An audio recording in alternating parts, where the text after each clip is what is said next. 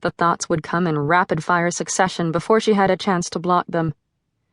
She'd become adept at blocking. Most days she survived, and some days she even thrived. But days like today were the worst. Michael's birthday. He was still alive. She had to believe that. Yet, wondering who had him and what was happening or had happened was too hard to bear. But bear it she did. For what choice did she have? Someday, somewhere, someone would spot him in a crowd, or he would simply walk free of his captors and come home. Such miracles still happened, and those children once lost but now found gave Julia hope. He would be 14 today.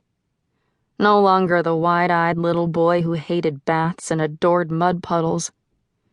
Was he tall and loose-limbed like his father? And wouldn't he be heartbroken to know his mom and dad had unraveled within a year without him? That he was the glue holding their ragged marriage together, and that in his absence, they'd been unable to comfort each other. They'd laid blame where none was due.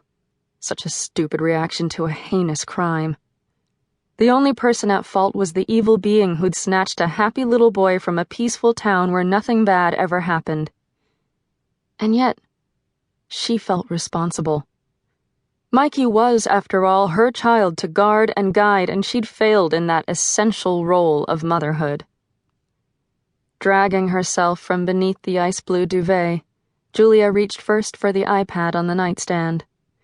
With a poke of a finger, she tapped open the Facebook page where Mikey's bright 8-year-old face smiled out at her next to a computer-aged photo. Would he really look like this today? She trolled the comments, saw the handful of birthday wishes, and closed the program with a sigh. No news. No sightings. Just like every day since she'd started the page with the help of a support group. Other mothers who waited for their children to come home. Most days she didn't visit the forums for idle conversation. They depressed her, and Lord knew she couldn't go back down that dark tunnel again. With a breathed plea for strength to get through another day, Julia dressed and dabbed makeup on the shadowy half-moons beneath her eyes. Though dawn had yet to break, she had to get up and get moving. She had guests to attend, breakfast to cook, and a myriad other tasks to address. Keeping busy was important, soothing therapy. Culinary therapy, she termed her cooking obsession. If she worked herself into exhaustion, she could sleep without the oppressive dreams. She was thankful for every day for the rather inexplicable purchase 4 years ago of Peach Orchard Inn, this big, old oddity of a southern mansion, now a guest house. There was something benevolent about the 2-story structure that had survived a civil war in the century and a half since.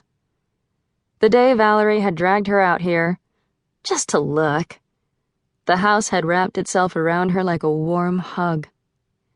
Though cobwebs and dust had covered everything, her heart had leaped.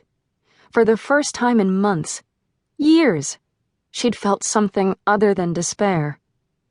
This wonderful old bed and breakfast had, quite literally, saved her sanity. She'd yet to understand why. It simply had. She'd clung to her former home on Sage Street, Mikey's home, too long, fearing her son would return and find her gone. But she was dying there, depressed, barely able to get out of bed each morning, and some days she didn't get up at all. Since a dead mother was not what she wanted her son to come home to, at her family's urging, Julia had sold the modern brick home and moved into a piece of history sorely in need of restoration. In that way, she and the house were the same. Everyone in Honey Ridge knew about Mikey's disappearance, but most were Southern enough to speak of the loss only among themselves and never to her. She was left alone, and they, along with her family, pretended that she was a normal person, an ordinary divorced businesswoman running a guest inn and clinging to history, her own and that of this antebellum house. She was stuck in the past, both in the distant and the near. Stuck. In freeze frame for